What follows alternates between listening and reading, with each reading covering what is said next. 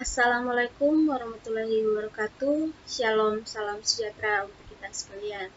Perkenalkan, nama saya Amcetuani Lestarikin. Saya dari AK2 Program Studi Akuntansi. Di sini saya akan mereview jurnal atau karya tulis. Karya tulis yang akan saya review yaitu karya tulis dari Pak Irman Mamulati. Di sini ada dua karya tulis, yaitu Fenomenologi Sumber Daya Manusia sebagai Aset Intelektual dalam Amal Usaha Muhammadiyah, dan sisi lain Akuntansi Sumber Daya Manusia Rumah Sakit Islam PKU Muhammadiyah Maluku Utara. Dari kedua fenomena atau karya tulis ini dapat saya simpulkan bahwa subjek utamanya atau pembahasan pokok utamanya adalah sumber daya manusia. Sumber daya manusia sendiri di saat ini masih menjadi sebuah perdebatan antara entah sumber daya manusia itu dia sebagai beban atau sebagai aset. Next, di sini dapat kita lihat pengertian dari aset, di mana aset merupakan manfaat ekonomi masa mendatang yang cukup pasti, yang diperoleh atau dikuasai atau dikendalikan oleh suatu entitas sebagai akibat transaksi atau kejadian di masa lalu. Jadi semua transaksi yang terjadi di masa lalu itu dinamakan aset. Di sini kita dapat melihat salah satu contoh pengertian aset menurut para ahli.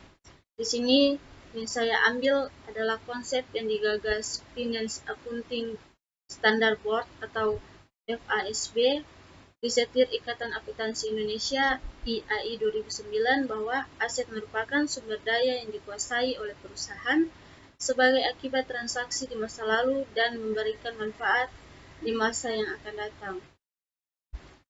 Perbedaan ini dimungkinkan terjadi karena faul basic yang mendasari interaksi bisnis maupun non-bisnis di masing-masing organisasi. Aset intelektual akan dimaknai sebagai beban karena memang substansi aturan tersebut berdasarkan dalam budaya kapitalis yang mengakui sumber daya manusia sebagai mesin untuk menghasilkan laba. Jadi di sini menjelaskan bahwa di mana suatu perusahaan yang percaya bahwa sumber daya manusia itu dinyatakan sebagai beban karena di dalam satu perusahaan tersebut masih menganut budaya kapitalis yang mengakui bahwa sumber daya manusia itu sebagai mesin untuk menghasilkan laba. Next, di sini kita masuk dalam metode penelitian. Yang pertama, jenis penelitian. Di sini saya simpulkan bahwa kedua penelitian ini merupakan penelitian yang dilakukan dalam ranah kualitatif, di mana penjelasan dari penelitian kualitatif merupakan prosedur penelitian yang menghasilkan data deskriptif berupa kata-kata tertulis atau lisan dari orang-orang dan perilaku yang dapat diamati yang dipusatkan pada pengalaman individu secara utuh. Jadi penelitian kualitatif ini adalah penelitian yang dimana kita langsung melakukan wawancara ke orang yang bersangkutan. Next, yang kedua adalah objek dan tujuan penelitian. Penelitian yang pertama ini bertujuan untuk mengungkap sisi lain dari makna akuntansi sumber daya manusia di Rumah Sakit Islam PKU Muhammadiyah Maluku Utara. Rumah Sakit Islam PKU Muhammadiyah Maluku Utara merupakan amal usaha Muhammadiyah yang didirikan untuk mewujudkan dakwah Muhammadiyah, yaitu memberantas tahayul dan TBC atau bid'ah dan khurafat.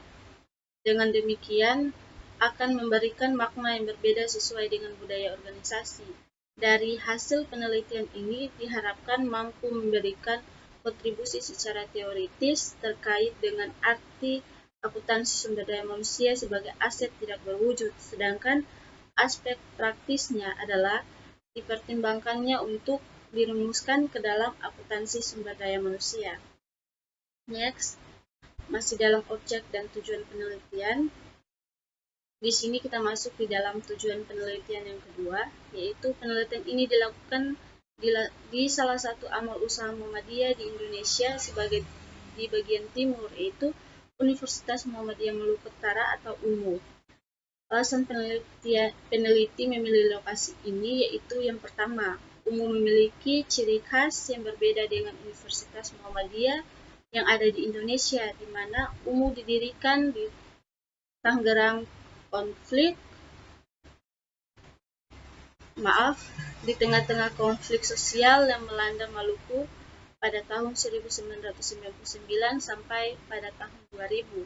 Dan yang kedua, UMU memiliki ciri khas atau budaya yang serat dengan nilai-nilai religi atau keagamaan. Yang ketiga, keberadaan UMU sebagai amal usaha Muhammadiyah lebih mengaruh pada tujuan sosial dan sarana dakwah sehingga peneliti dapat mengetahui lebih jauh tentang konsep aset yang diterapkan di UMU. Next, kita masuk di dalam model pendekatan. Di sini model penelitian yang digunakan dalam kedua penelitian ini adalah fenomenologi. Di sini kita akan lihat sedikit pengertian tentang fenomenologi, di mana merupakan ilmu yang mempelajari tentang hal-hal yang tampak. Secara etimologi, fenomena berasal dari bahasa Yunani panistai yang berarti yang menampakkan diri. Apa yang menampakkan diri? Bisa macam-macam. Contohnya perusahaan, benda, peristiwa, pikiran, lembaga sosial, dan seterusnya. Fenomenologi pada awalnya merupakan kajian filsafat dan sosiologi. Menurut Muhajri, metode fenomenologi mengakui adanya kebenaran empiris, etik, yang memperlakukan akal budi untuk melacak dan menjelaskan serta berargumentasi. Dalam penelitian fenomenologi, peneliti dituntut untuk mampu mendeskripsikan fenomena yang terjadi suatu dengan realitas di lapangan atau sesuai dengan realitas di lapangan. Next, kita masuk dalam informasi dan teknik penentuan. Informasi dalam penelitian ini merupakan sumber informasi utama bagi peneliti. Peneliti akan bekerja sama dengan informan untuk menghasilkan deskripsi tentang makna aset. Orang-orang yang dijadikan informan yaitu mereka yang bersentuhan langsung atau orang-orang yang berada di tempat tersebut.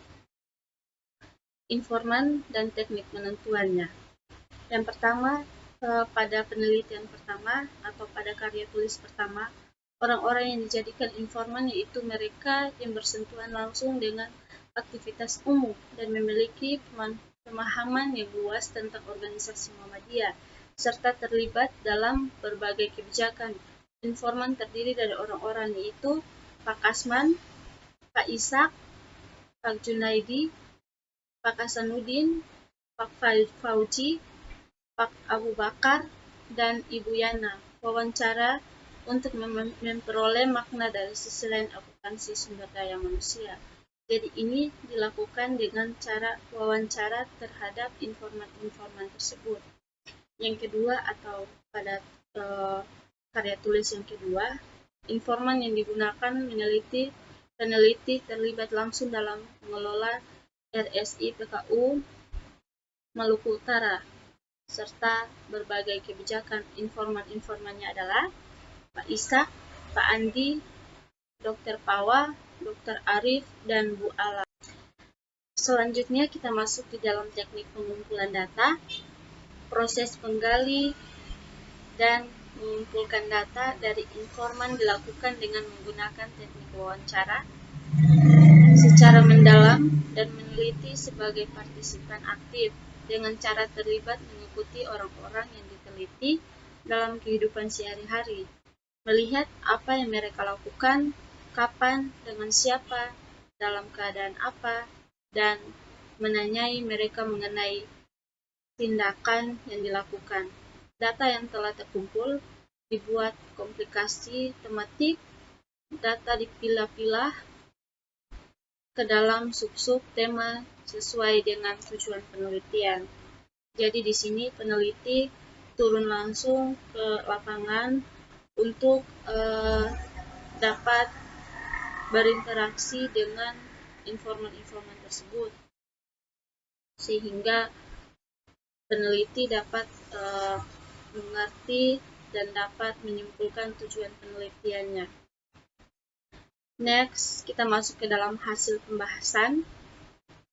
Contohnya pada peneliti kedua.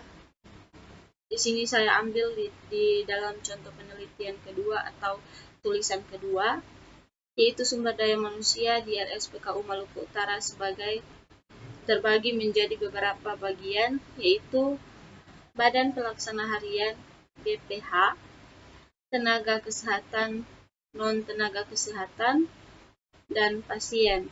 RSPKU Maluku Utara dihibawakan tahun 2012 kepada Muhammadiyah Maluku Utara untuk pelayanan kesehatan oleh Yayasan Islam Kota Maluku Utara.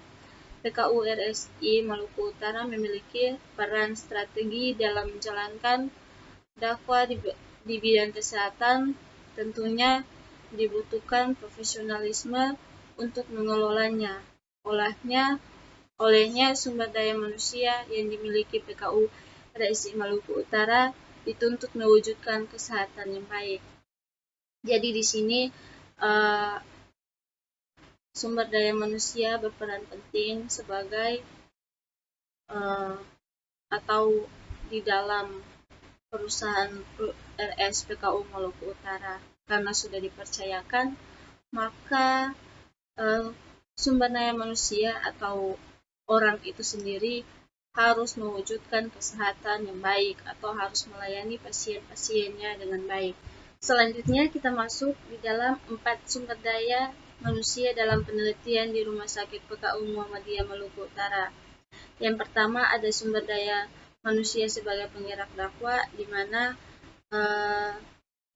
sumber daya manusia yang terlibat di dalam Rumah Sakit PKU Muhammadiyah Maluku Utara harus melayani dengan baik, harus konsisten dengan kerja-kerjanya di dalam Rumah Sakit PKU Muhammadiyah Maluku Utara. Yang kedua, sumber daya manusia sebagai pelayanan kesehatan.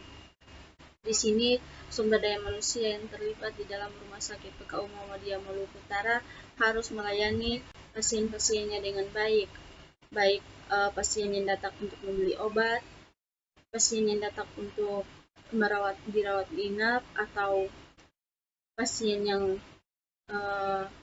dirujuk atau pasien rujukan. Itu kita yang terdapat di dalam atau kita yang bertugas di dalam Rumah Sakit PKU Muhammadiyah Maluku Utara harus melayaninya dengan baik. Yang ketiga, sumber daya manusia sebagai sumber pendapatan. Di dalam rumah sakit atau organisasi-organisasi atau perusahaan-perusahaan tentunya pasti akan mendapatkan pendapatan dari hasil-hasil kerjanya. Contohnya di Rumah Sakit PKU Muhammadiyah Maluku Utara mendapatkan pendapatan dari pasien-pasien yang melakukan perawatan. Di situ Rumah Sakit PKU dapat mendapatkan pendapatan dari pasien-pasien yang telah melakukan perawatan di rumah sakit tersebut. Dan yang keempat, sumber daya manusia sebagai ekspansi keuangan. Tentu saja dalam setiap organisasi maupun perusahaan dalam mendirikan suatu perusahaan tersebut atau organisasi tersebut tentu memiliki atau memerlukan biaya yang sangat banyak. Tak jauh berbeda dengan mendirikan rumah sakit, pasti memerlukan biaya-biaya yang sangat banyak untuk mendirikan suatu instansi atau rumah sakit tersebut. Mungkin itu penjelasan singkat dari saya, lebih dan kurangnya saya mohon maaf. Assalamualaikum warahmatullahi wabarakatuh. Shalom, selamat sore, dan salam sejahtera untuk kita sekalian.